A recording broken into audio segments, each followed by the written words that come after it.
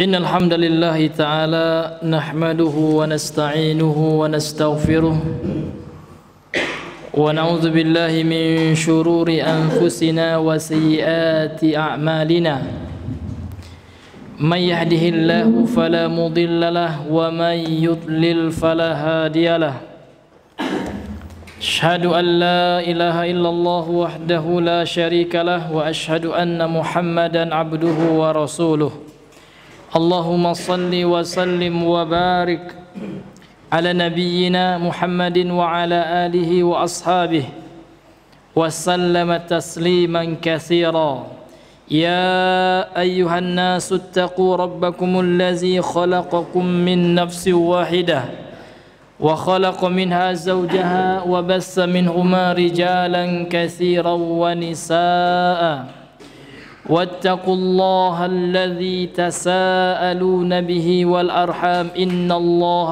كان عليكم رقيبا يا أيها الذين آمنوا اتقوا الله حق تقاته ولا تموتن إلا وأنتم مسلمون يا أيها الذين آمنوا اتقوا الله وقولوا قولا سديدا يصلح لكم أعمالكم ويغفر لكم ذنوبكم ومن يطع الله ورسوله فقد فاز فوزا عظيما أما بعد فإن أصدق الحديث كتاب الله وخير الهدي هدي محمد صلى الله عليه وسلم وشر الأمور محدثاتها فإن كل محدثة بدعة وكل بدعة ضلالة وكل ضلالة في النار نسأل الله العافية والسلامة منها. Bapak, Ibu, sidang jemaah Maghrib rahimani wa rahimakumullah. Alhamdulillah, marilah kembali kita mengucapkan segala puji hanya milik Allah. Kemudian salawat dan salam kepada Nabi besar Muhammad sallallahu alaihi wasallam. Allahumma shalli ala Muhammad wa ala ali Muhammad. Hadirin yang dimuliakan oleh Allah Subhanahu wa taala. Sebelum kita masuk pada bab yang selanjutnya, pada pertemuan kita pada malam hari ini kita masuk sekarang ya pada bab yang ketiga. Yang pertama tentang kitabut tauhid, kemudian yang kedua babu fadli tauhid, kemudian yang ketiga kita masuk kepada babu man haqqaqat tauhida dakhalal jannata bighairi hisab. Bab barang siapa yang mempraktekkan atau merealisasikan tauhid, maka dia akan masuk surga tanpa dihisab, tanpa dihitung. Ini pentingnya tauhid. Ini pentingnya seorang mengamalkan tauhid dalam kehidupannya. Karena syirik itu hadirin yang dimuliakan oleh Allah banyak. Di antara bentuk syirik ini akan kita bahas, namun kita singgung di muqaddimah kita malam hari ini. Babun, kata beliau, minasyirki iradatul insani bi amalihi dunya. Bab termasuk perbuatan syirik, keinginan seorang manusia, keinginan kita ya, dengan amal yang kita lakukan kita mengharapkan dunia. Contoh menuntut ilmu itu amal, Pak. Menuntut ilmu agama itu ibadah. Sehingga Rasulullah SAW dalam hadis yang diriwayatkan oleh Imam Abu Daud dan lain-lain, dan hadis ini disahihkan oleh para ulama, di antaranya Syekh Ibnu Baz rahimahullahu taala. Rasul sallallahu alaihi wasallam berfirman, Rasul sallallahu alaihi wasallam bersabda, "Man ta'allama ilman mimma yubtagha bihi wajhullah la yata'allamuhu illa bi'aradin minad dunya lam yajid 'urfal jannati." Apa kata Nabi sallallahu alaihi wasallam dalam hadis sahih ini? Man ta'allama ilman, barang siapa yang mempelajari ilmu, satu ilmu dari ilmu agama nih Pak ya, bukan ilmu dunia, ilmu agama. Mimma yubtagha bihi wajhullah, seharusnya yang dia harapkan dari mempelajari ilmu agama itu adalah ridha Allah, wajah Allah. La yata'allamu, akan tetapi orang ini tidaklah mempelajari ilmu agama tersebut, ya, melainkan mengharapkan kehidupan keuntungan duniawi. Maka apa yang dia dapatkan di akhirat, kata Rasul sallallahu alaihi wasallam, lam yajid urfal jannah, dia tidak akan mendapati baunya surga. Nah, ini jangankan masuk surga, ya nauzubillah. Termasuk berdakwah, termasuk yayasan dakwah. Jadi kalau seandainya ada yayasan dakwah sekarang, ya, kalau dalam membuat yayasan itu sudah ada keinginan untuk memperkaya diri, saya kan butuh umroh nih, ya, saya butuh mobil, ya, padahal didapatkan dari keuntungan open donasi. Ini termasuk, ya, ini untuk dakwah nih Pak, ini bukan untuk dunia. Mempelajari ilmu agama saja, ya, orang ada niatan untuk supaya dapat uang gitu, ya, dapat ini luar biasa Pak. Makanya kita harus meniatkan keikhlasan. Ikhlas itu sungguh penting, ya. Kalau ada niat kita supaya mendapat uang, mendapatkan keuntungan duniawi, ya, dengan mempelajari ilmu agama, begitu juga dalam menyampaikannya. Begitu juga lembaga-lembaga yang menamai dirinya lembaga-lembaga dakwah. Jadi kalau seandainya niatnya ini, nauzubillah, ya, niatnya, irodahnya, niat hatinya adalah untuk meraup keuntungan duniawi, nauzubillah, maka termasuklah minasyirki iradatul insani bi amalihi dunia, termasuk perbuatan syirik, keinginan seseorang dari amalannya adalah dunia, termasuk membangun sekolah agama juga. Kalau ada orang sekarang berniat, kalau saya buat mahat ini, ya, mahat tahfiz Al-Quran, nanti bayar SPP-nya sekian juta. Masya Allah, ya, keuntungannya, profitnya luar biasa itu. Ini luar biasa, diancam dengan hadis ini Pak. Hati-hati, ya, kalau ingin cari keuntungan, cari jelas. Bapak jualan, ya, buat usaha, jangan dengan embel-embel dakwah. Dakwah ini untuk akhirat gitu, bukan untuk meraup keuntungan duniawi, ya. Namun yang kita dapati dalam kehidupan kita terkadang yang seperti itu Pak. Ada yayasan dakwah, ya, pembinanya nggak ada ustadz di situ. Pembinanya, ya, lulusan ekonomi gitu, ya. Nah, tentulah ekonomi yang akan dipikirkannya. Dia nggak paham agama, baru belajar, baru hijrah, ya, sudah menjadi pembina, pengurus di yayasan yang katanya yayasan dakwah. Ini bahaya Pak, ya, sehingganya yang dipikirkan pengurus yayasan itu adalah bagaimana mendapatkan keuntungan ini, keuntungan itu. Demikian juga anak kita Pak, kalau seandainya anak kita suruh belajar Al-Quran, jangan motivasinya motivasi dunia Pak. Karena saya pernah dengar juga Pak di antara ikhwan, nak, kamu ini kalau jadi hafiz luar biasa, sempat terima di Jepang, ya, 20 juta gaji sebulan nak, ya. Wah, kalau sempat keterima di Dubai, jadi imam di Dubai itu, ya, 1 bulan gajinya 50 juta. Jangan Pak. Ada sebuah hadis yang disahihkan oleh Syekh Albani rahimahullahu taala dari sahabat Sa'id Al-Khudri. Kata Nabi sallallahu alaihi wasallam, ta'allamul Qur'ana, pelajarilah Al-Qur'an, kata Rasulullah. Wasalullaha bihil jannata, minta kepada Allah dengan belajar Quran itu surga. Qabla an yata'allamahu qaumun, sebelum yang mempelajarinya ada suatu kaum, yas'aluna bidunya, kaum ini mempelajari Al-Qur'an tapi untuk mendapatkan dunia. Fa innal Qur'ana yata'allamuhu salasatun, sesungguhnya Al-Qur'an itu mempelajarinya ada 3 golongan manusia. Yang pertama, rajulun yubahi bihi, seorang mempelajari Al-Quran, membaca Al-Quran, hebat bacaannya, namun untuk bangga-bangga, dia yang hebat, yang mantap suaranya, membanggakan dirinya. Ini juga nggak dapat pahala dari Al-Qurannya. Wa rajulun yastaqilu bihi, dan seorang laki-laki yang belajar Al-Quran namun untuk mencari makan gitu, ya. Dengan mempelajari Al-Quran dia guna untuk apa? Memperkaya diri gitu Pak, ya. Nah, ini dikatakan oleh Nabi ini juga, ya, tidak benar. Kemudian warajulun yaqra'ahu lillah, dan seseorang yang mempelajari Al-Quran betul-betul karena Allah. Jadi itu Pak, ya, jadi motivasi kita belajar Al-Quran, kita motivasi anak kita, jangan Pak sekali-kali dunia.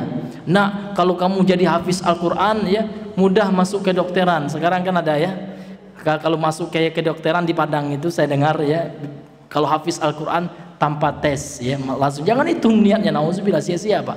Kita baca Al-Quran, hafal Al-Quran karena Allah untuk mendapatkan surga. Namun kalau ada terbesit untuk mendapatkan keuntungan di duniawi, masuk kita ke dalam hadis ini, lam yajid urfal jannah. Seharusnya dia mengharapkan wajah Allah Subhanahu wa taala, namun ternyata tidak. Ini luar biasa Pak ya. Kita harus semua sama-sama memperbaiki diri kita, niat kita ya, dalam belajar ilmu agama, dalam berdakwah, dalam beribadah ini semata-mata hanya mengharapkan ridho Allah, surganya Allah, kesenangan di akhirat ya. Dan kita hilangkan jauh-jauh semuanya ada keinginan untuk mendapatkan keuntungan duniawi. Nauzubillahi min zalik. Taib, ya kita masuk kepada bab yang selanjutnya ini. Ada yang mau baca? Bang Suwardi? Mau baca Bang? Oh gitu ya, iya. Iya. Iya. Taib, jadi kita langsung aja Bang ya. 6. Babu man haqqaqat tauhida dakhalal jannata bighairi hisab. Bab barang siapa yang merealisasikan tauhid, dia akan masuk surga ya tanpa hisab ya. Lihat di sini ada kata dakhala. Meskipun dakhala ini adalah fi'il madhi, namun ulama mengatakan ya waqa'a mauqi'al mudhari', akan tetapi dia bermakna menempati posisi fi'il mudhari' atau kata kerja yang akan datang gitu. Ya. Seperti dalam hadis Nabi sallallahu alaihi wasallam, Nabi mengatakan iza dakhala ahadukumul masjidah, apabila iza dakhala ahadukumul khala'a ya, apabila salah seorang di antara kalian ingin masuk WC gitu ya. Di situ kan pakai fi'il madhi ya, bukan telah masuk WC. Maka bacalah doa Allahumma inni a'udzubika minal khubuthi wal khaba'ith. Jadi dikatakan dakhala, namun dakhala di situ maknanya adalah mudhari', akan masuk, karena baca doa itu nggak boleh dalam WC. Itu. Jadi barang siapa yang merealisasikan tauhid, mempraktekkan tauhid, maka dia akan masuk surga tanpa hisab. Di sini penting Pak ya.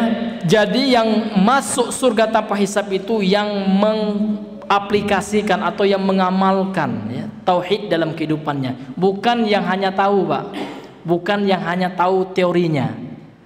Karena ini ada cerita, ada seorang ustadz menceritakan langsung, dia ada temannya, katanya ini ceritanya sahih ini Pak ya, sanadnya sambung gitu ya, muttasil ya, bersambung nih sanadnya.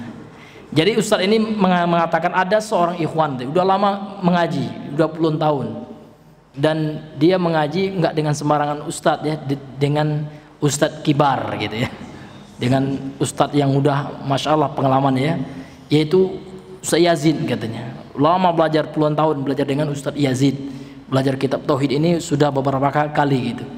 Jadi pada suatu ketika ikhwan ini pulang kampung Pak. Iya, namun qadarullahu masyafa'al, hilang uangnya, kalau nggak salah beliau mengatakan 100 juta hilang uangnya. Pusing lah ikhwan ini kan, kena musibah seperti itu. Disinilah nantinya pentingnya tauhid, pengamalan tauhid. Karena ikhwan ini ya, dia pulang kampung dan tentu dia bergaul dengan orang kampungnya yang banyak orang awam. Disarankanlah sama temannya yang orang kampung itu ya, teman lamanya, bagaimana kalau kita tanya sama orang pintar itu ya. Nah, ikhwan ini padahal udah tahu itu ya, namun karena ya tidak tahan mungkin karena ujian seperti itu, akhirnya pergilah ke dukun itu. Nauzubillah. Padahal sudah puluhan tahun Pak. Jadi tidak cukup teori dalam tauhid itu. Namun yang terpenting adalah realisasinya, bagaimana praktiknya gitu. Kemudian beliau membawakan dua dalil dari Al-Quran, yaitu dalam surah An-Nahl ayat 120, kemudian Al-Mu'minun ayat 59. Wa qaulillahi ta'ala inna Ibrahima kana ummatan qanitan lillahi hanifan wa lam yaku minal musyrikin. Surah An-Nahl 120. Wa qala walladzina hum bi rabbihim la yusyrikun. Surat Al-Mu'minun ayat 59. Yang artinya inna Ibrahima, sesungguhnya Nabi Ibrahim, kana ummatan. Ummah di sini akan kita bacakan penjelasan nanti, artinya qudwah, contoh teladan gitu. Nabi Ibrahim dahulu adalah seorang contoh teladan, seorang yang patut dicontoh gitu, patut diteladani. Qanitan lillah, yang taat kepada Allah. Hanifan, ya, yang hanif, yang selalu menuju Allah Subhanahu wa taala. Walam yakum minal musyrikin, dan bukanlah termasuk bahagian dari orang-orang musyrik. Kemudian dalil yang kedua surah Al-Mu'minun 59, walladzina hum birabbihim la yusyrikun. Ini sifat orang-orang yang beriman, yaitu orang-orang yang tidak berbuat syirik kepada atau terhadap Tuhan mereka. Kemudian kita masuk ya syarah dari kitab ini, Al-Mulakhas fi Syarh Kitab Tauhid ini, yang ditulis oleh Syekh Shalih Al-Fauzan hafizahullah taala wa nafa'ana bihi wa bi ulumihi fid dharain. Qala munasabatul babi li kitab tauhid, ya, kesesuaian atau korelasi bab ini, ya, bab yang kita bahas, ya, bab baru ini, yaitu bab tentang barang siapa yang mempraktekkan atau merealisasikan tauhid masuk surga tanpa hisab. Apa korelasinya dengan pembahasan tauhid gitu? Apa hubungan bab ini dengan pembahasan tauhid? Ini akan beliau bahas, ya. Kata beliau, innal musannifa rahimahullahu taala lamma dzakara at-tauhid wa fadlahu. Sesungguhnya penulis, yaitu Syekh Muhammad bin Abdul Wahhab At-Tamimi, ketika menyebutkan tentang tauhid, apa itu tauhid, apa definisi tauhid, ya, wa fadlahu, kemudian beliau menyebutkan keutamaan tauhid, nasaba an yadhkura bayana tahqiqi, maka sangat pas, ya, sangat munasib, sangat cocok beliau menjelaskan, ya, menyebutkan penjelasan tentang realisasi, ya, daripada tauhid itu sendiri. Kenapa pentingnya menyebutkan tentang bagaimana pentingnya mempraktekkan tauhid? Kemudian beliau lanjutkan, li'annahu, karena sesungguhnya la yahsulu kamalu fadlihi, tidak akan mencapai, seseorang tidak akan mencapai kesempurnaan dari keutamaan tauhid tersebut illa bi kamali tahqiqihi, kecuali dengan sempurnanya dia mempraktekkan, merealisasikan tauhid dalam kehidupan.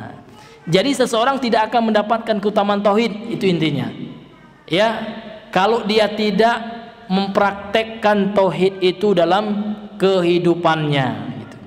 Jadi tauhid itu bisa jadi hanya sebatas teori, Pak, jadi hanya sebatas wawasan.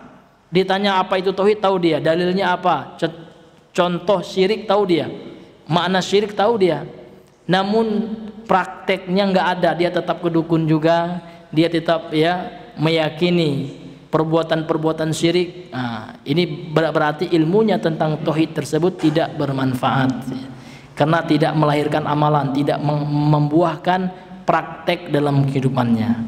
Maka pentingnya mempraktekkan tauhid, itulah nantinya yang akan berbuah dia masuk surga tanpa hisab, ketika dia praktekkan dalam kehidupannya. Man haqqaqat tauhida, barang siapa yang merealisasikan tauhid. Yang dimaksud dengan merealisasikan tauhid, haqqaqat tauhida, ya, dia yang mempraktekkan tauhid, ay khallasahu wa saffahu min syawaibi syirki wal bidai wal ma'asi. Yang dimaksud dengan mempraktekkan tauhid adalah orang yang memurnikan, ya, memurnikan, membersihkan tauhidnya dari noda-noda kesyirikan. Karena syirik itu bisa, ya, menghancurkan tauhid. Nah, kalau ada orang yang bertauhid berbuat syirik, udah berarti dia nggak ada tauhidnya gitu, Pak. Apalagi syirik besar, ya, hilang. Jadi syirik itu diumpamakan oleh para ulama, ya, bagaikan pembatal sholat, ya. Kalau kita umpamakan sholat itu sebagai tauhid, apabila seseorang melakukan pembatal sholat, kentut dia, misalkan, ya, pas sholat kentut dia, ya, batal sholatnya. Begitu juga ada orang yang bertauhid, ternyata dia berbuat syirik, batal tauhidnya gitu. Jadi orang yang mempraktikkan tauhid itu adalah orang yang memurnikan tauhidnya, yang membersihkan tauhidnya dari apa, Pak? Dari kotoran-kotoran atau noda-noda kesyirikan. Karena syirik bisa menafikan tauhid itu, bisa menghilangkan tauhid gitu. Wal bid'ah dan bid'ah. Bid'ah ini melemahkan ya. Menghilangkan kesempurnaan dari tauhid. Jadi tauhidnya seharusnya 100%, karena bid'ah ya berkurang beberapa persen gitu. Wal ma'asi, dan juga kemaksiatan. Kemaksiatan memang tidak menghilangkan tauhid seluruhnya, tidak, namun ya memperlemah tauhid itu, mengurangi kesempurnaan tauhid. Jadi dari definisi ini kita tahu ya, ukuran atau barometer orang itu kuat tauhidnya, yang pertama dia jauh dari perbuatan syirik, kemudian dia jauh dari perbuatan bid'ah, dan orang itu jauh dari kemaksiatan gitu. Nah, itu berarti orang itu kuat tauhidnya, tahu kita. Nah, jangan pula orang ngaku-ngaku tauhidnya kuat ya, namun rupanya suka berzina. Nauzubillah. Ini lemah juga tauhidnya, meskipun tauhidnya nggak hilang semuanya ya, namun perbuatan maksiat yang dilakukannya tersebut ini bisa mengurangi kualitas tauhidnya tersebut. Jadi dengan tauhid lah Pak ya, dengan tauhid kan masuk nanti pembahasan tauhid, rasa takut kepada Allah itu bagian tauhid. Orang yang bermaksiat berarti kurang Pak, rasa takutnya itu kurang kepada Allah. Yastakhfuna minan nas wala yastakhfuna minallah. Orang yang bermaksiat itu dia itu lebih segan ya, lebih segan kepada manusia daripada kepada Allah. Apalagi orang yang bermaksiat sendiri-sendiri Pak, ini luar biasa nih ya. Bahkan orang yang seperti itu diancam surga, diancam neraka oleh Allah gitu ya, karena dia kurang rasa takutnya kepada Allah Subhanahu wa taala. Dan seharusnya kita lebih takut kepada Allah daripada kepada manusia gitu. Berarti tauhidnya harus dia install ulang Pak ya, harus di refreshnya lagi tauhidnya itu. Berarti tauhidnya masih ada noda-noda kemaksiatan yang harus dia hilangkan. Jadi yang menghancurkan tauhid itu yang pertama Pak syirik, yang kedua bid'ah gitu, kemudian yang ketiga adalah maksiat. Itu semua lawan tauhid Pak ya. Kalau bid'ah dan maksiat, kalau bid'ahnya belum bid'ah yang membatalkan keislaman, bukan bid'ah mukaffirah ya, namun hanya bid'ah mufassiqah yang memfasikkan pelakunya, yang bukan dalam masalah akidah, bid'ah dalam amaliyah, maka ini bisa mengurangi kesempurnaan tauhid seseorang. Demikian juga maksiat Pak, jangan kita anggap enteng maksiat gitu ya, karena maksiat itulah yang melemahkan tauhid kita. Na'udzubillahi min zalik. Dakhalal jannata, orang yang merealisasikan tauhid, jauh dari syirik, jauh dari bid'ah, jauh dari maksiat, akan masuk surga ya, bi ghairi hisabin, tanpa dihisab, tanpa ditanya-tanya lagi oleh Allah, langsung Pak ya.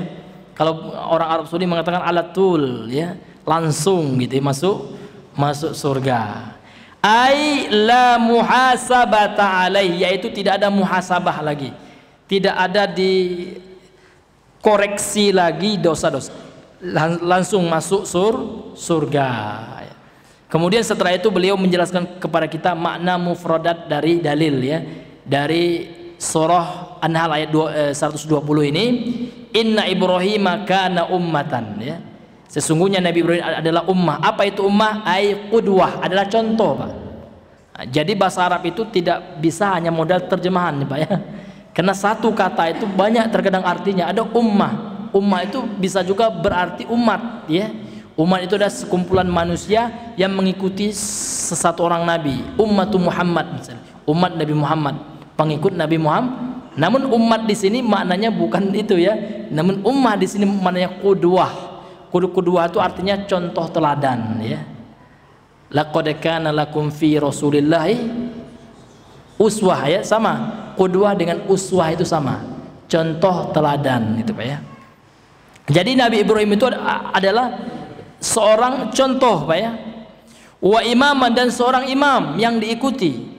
Mualliman lil khairi, dan yang mengajarkan kebaikan.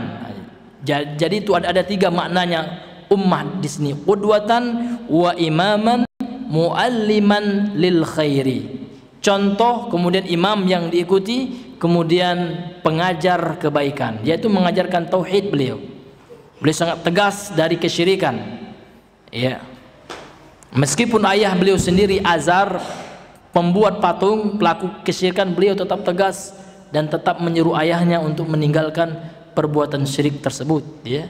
Bahkan beliau dibakar ya oleh rajanya.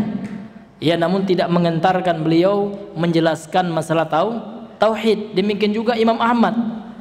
Ya, Imam Ahmad ya sampai dipenjara oleh rajanya ketika itu. Namun beliau tetap mengatakan Al-Qur'anu kalamullah.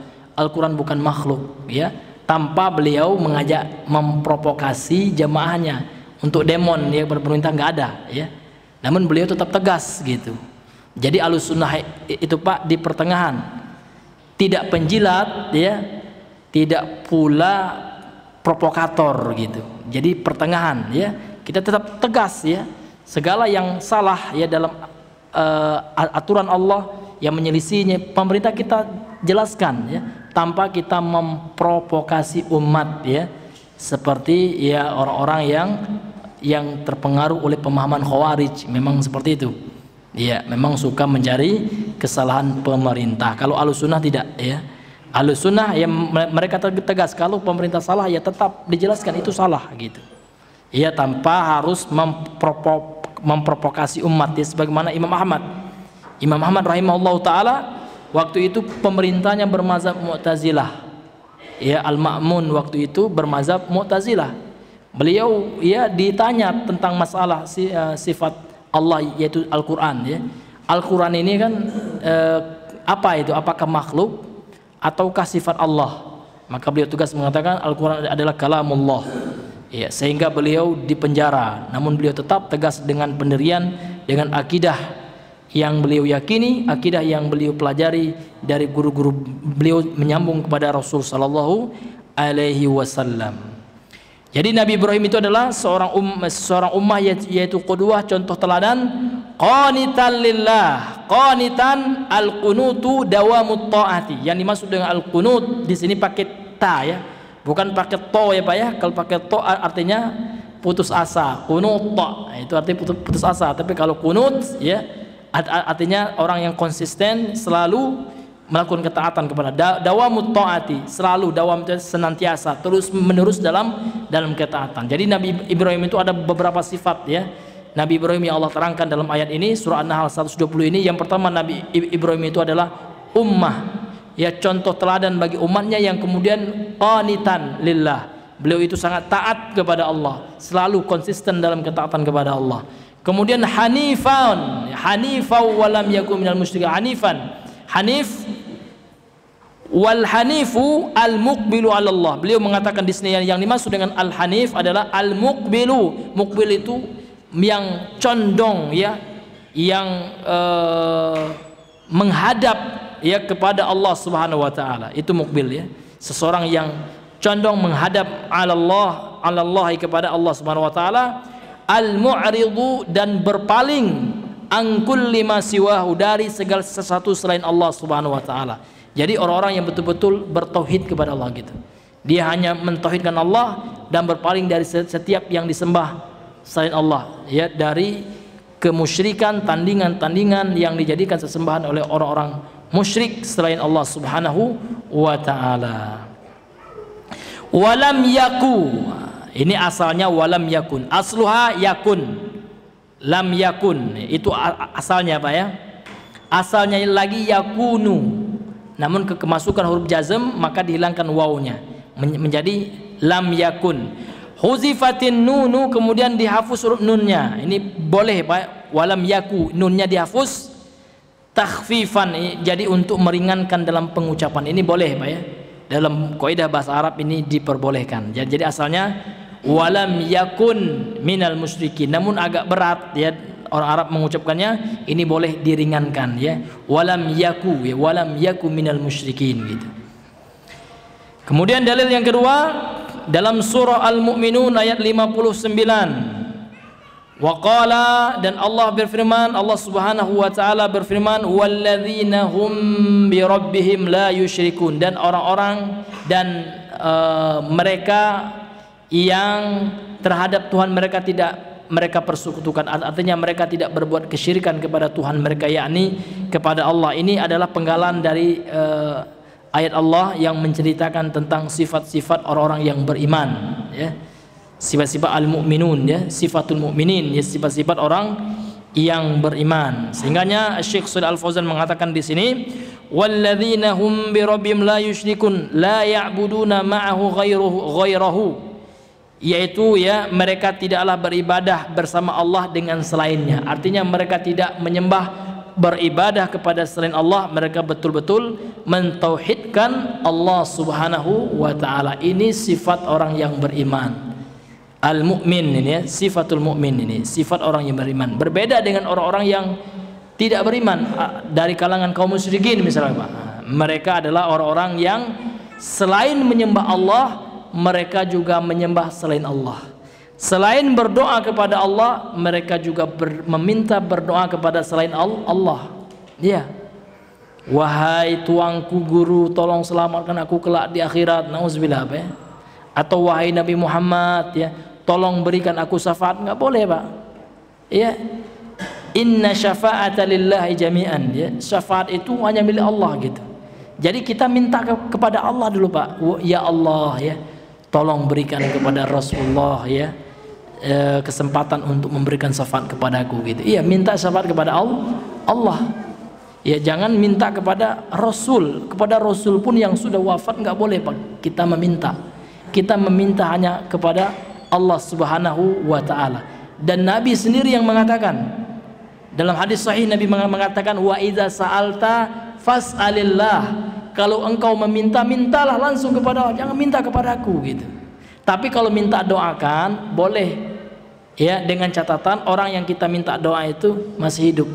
Misalkan Pak Ustadz ya, tolong doakan kepada Allah. Jangan minta langsung, Pak Ustadz saya minta surga, Pak Ustadz tolong kasih saya di akhirat. Nggak boleh juga.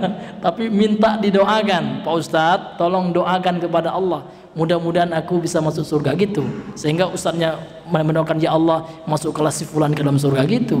Rasul seperti itu juga, para sahabat datang kepada Nabi minta didoakan, ya Rasulullah tolong doakan kepada Allah gitu, supaya aku bisa menjadi pendampingmu di surga ya, sebagaimana ini permintaan salah seorang sahabat, lupa saya kan. Iya. Jadi para sahabat ini disuruh Nabi untuk meminta kepada untuk minta doa kepada Nabi gitu ya. Iya. Maka yang diminta oleh sahabat ini bukan dunia, Pak ya, bukan minta kaya supaya doakan minta kaya, enggak. Ya, jadi yang diminta oleh sahabat ini adalah murafataka fil jannah gitu. Iya, supaya bisa menjadi pendampingmu kelak wahai Rasulullah di surga seperti itu. Jadi enggak boleh, Pak ya, kita meminta kepada selain Allah, itu enggak boleh kepada dalam perkara-perkara yang sifatnya ibadah gitu. Iya, seperti surga, perkara-perkara gaib yang enggak bisa dilakukan oleh manusia, ini enggak boleh kita minta, kecuali hanya minta kepada Allah. Minta rezeki misalkan, minta dipanjangkan umur, enggak boleh kita minta kepada makhluk. Wahai malaikat tolong panjangkan umurku, enggak boleh, syirik ini, Pak ya. Iya. Tapi kalau masalah duniawiyah biasa ya, Pak ya minta ya Pak ya, nah, ini boleh. Ini bukan masalah ibadah ini. Ini masalah muamalah biasa yang sanggup manusia melakukannya. Atau seseorang ya Pak ya, mau dirampok orang misalkan, maka dia pergi ke kantor polisi, Pak polisi tolong Pak ya, ada perampok yang merampok, saya minta tolong sama polisi. Ini boleh ini. Ini bukan bab ini. Nah, terkadang ada orang mengkiaskan itu, Pak. Jadi sebagian orang-orang sufi dia mengkiaskan dengan itu. Masa kita nggak boleh minta sama orang soleh gitu? Sama Pak polisi aja kalau kita dirampok orang boleh kita minta. Nah, itu subhannya, Pak, luar biasa subhannya. Itu Pak perkara-perkara duniawiyah itu yang memang secara duniawiyah sanggup manusia melakukan. Tapi kalau masalah surga ya, masalah jodoh, masalah rezeki, ya ini nggak sanggup manusia melakukannya. Ini hak prerogatif Allah Subhanahu wa taala. Enggak boleh kita minta kepada manusia ya, kepada makhluk Allah ya, meskipun dia adalah makhluk Allah yang paling dekat kepada Allah Subhanahu wa taala. Kemudian kata beliau, al-ma'nal ijmaliyu lil ayatil ula. Makna secara mujmal atau secara ijmal, secara global, secara umum dari ayat yang pertama, yaitu surah An-Nahl ayat 120. Kata beliau, annallaha subhanahu wa ta'ala yasifu khalilahu Ibrahim alaihissalam bi arba'i sifatin. Sesungguhnya Allah Subhanahu wa taala mensifati kekasihnya. Khalil itu kekasih ya. Kekasihnya yaitu Nabi Ibrahim alaihissalam, atasnya keselamatan, bi arba'i sifatin, dengan 4 sifat. Nah, jadi berdasarkan ayat An-Nahl 120 ini ada 4 sifat yang Allah sifatkan Nabi Ibrahim dengannya. As-sifatul ula, sifat yang pertama, annahu kana qudwatan fil khairi litakmilihi maqamas sabri wal yaqini alladaini bihima tunalul imamatu fid dini. Sesungguhnya Nabi Ibrahim dahulu ya adalah seorang qudwah, yang dicontoh, yang diikuti, yang diteladani dalam kebaikan. Kenapa? Karena Nabi Ibrahim itu menyempurnakan ya kedudukan sabar. Artinya Nabi Ibrahim itu betul-betul sabar ya di dalam menghadapi ujian Allah Subhanahu wa taala. Sabar luar biasa, Pak. Ayah beliau saja penentang dakwah beliau. Masyarakat beliau semuanya menentang beliau. Sampai-sampai raja beliau sendiri ingin menghukum beliau dan mencampakkan beliau ke dalam kobaran api yang besar gitu. Dibakar beliau, Pak. Sabar. Ini tidak membuat beliau lantas menyerah, udahlah ya, sekali nilai ikut saya nyembah patung, enggak, Pak. Ya, tauhid harga mati. Mau dibakar enggak apa-apa. Dengan kesabaran beliau seperti itu, beliau Allah berikan mukjizat. Di antaranya mukjizat beliau adalah tidak bisa dibakar, enggak bisa. Raja Namrud ketika itu, Pak, ia membakar Nabi Ibrahim alaihissalam. Itu betul-betul sabar beliau. Wal yaqin, dan betul-betul sempurna keyakinan beliau akan Allah Subhanahu wa taala dalam mentauhidkan Allah Subhanahu wa taala. Alladaini bihima, yang mana dengan kedua kesempurnaan sifat yang beliau miliki, sempurna dalam kesabaran, sempurna dalam keyakinan, dengan kedua sifat ini tunalul imamatu fid din, beliau mendapatkan ya, meraih keimaman dalam agama ini, sehingga beliau diikuti ya. Imam itu artinya sosok yang diikuti, sehingga beliau menjadi imam tauhid, imamnya ahli tauhid ya, yang mana diikuti ya tauhid yang beliau sampaikan, yang beliau sebarkan ketika beliau masih hidup gitu. Itu sifat yang pertama. As-sifatus tsaniyatu, kemudian sifat yang kedua berdasarkan ayat ini dari sifat Nabi Ibrahim alaihissalam, annahu kana khashian muti'an mudawiman ala ibadatillahi ta'ala. Dahulu beliau adalah seorang yang sangat khusyuk. Khusyuk itu artinya tunduk ya, artinya tenang ya, dengan keyakinannya kepada Allah. Muti'an, taat. Mudawiman, konsisten ala ibadatillah, dalam beribadah kepada Allah Ta'ala. Sehingga Allah katakan di sini qanitan lillah, yang konsisten dalam beribadah kepada Allah, yang taat, yang sangat khusyuk ketika beribadah kepada Allah Subhanahu wa taala. Maka kita dianjurkan ya untuk meniru beliau gitu ya.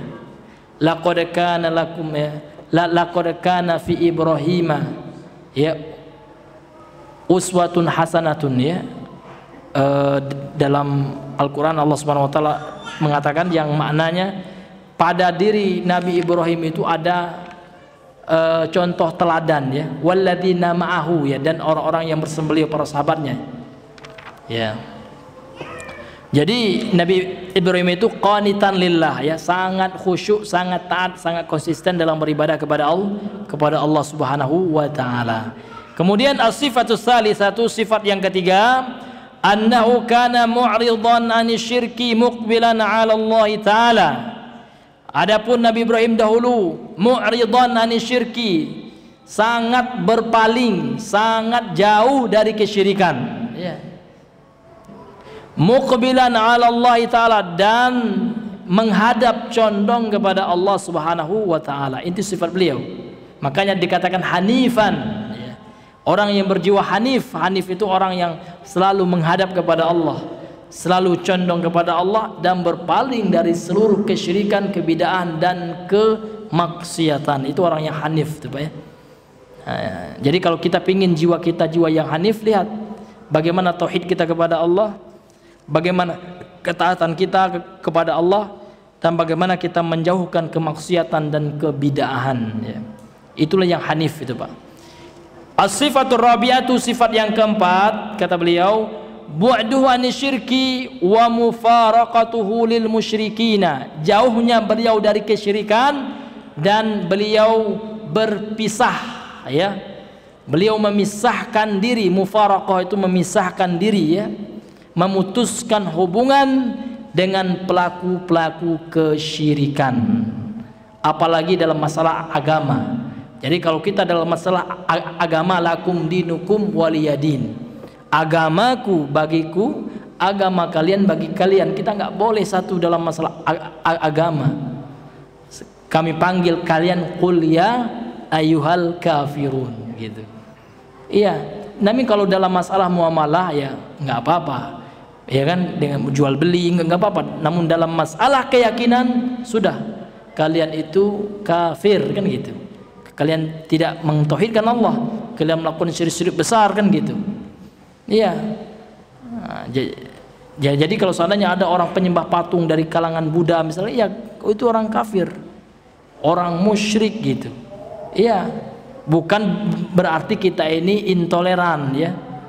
Ya, dalam masalah muamalah pun kita jual beli nggak boleh itu Buddha, nggak seperti itu juga, ya Pak, ya. Dalam masalah keyakinan ya kita tegas, gitu Pak.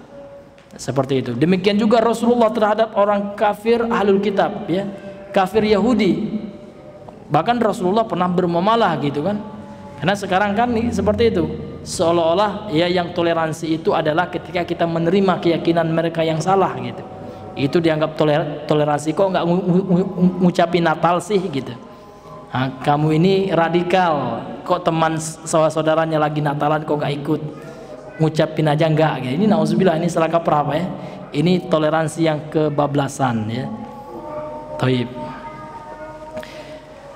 Kemudian yang terakhir, ya, sebelum kita tutup, ya, mengingat waktu, munasabatul ayatil ula lil bab, ya, kesesuaian ayat yang pertama terhadap bab yang kita bahas, yaitu bab tentang barang siapa yang mengamalkan tauhid, mengaplikasikan tauhid masuk surga tanpa hisab. Apa korelasi ayat ini dengan bab ini, gitu.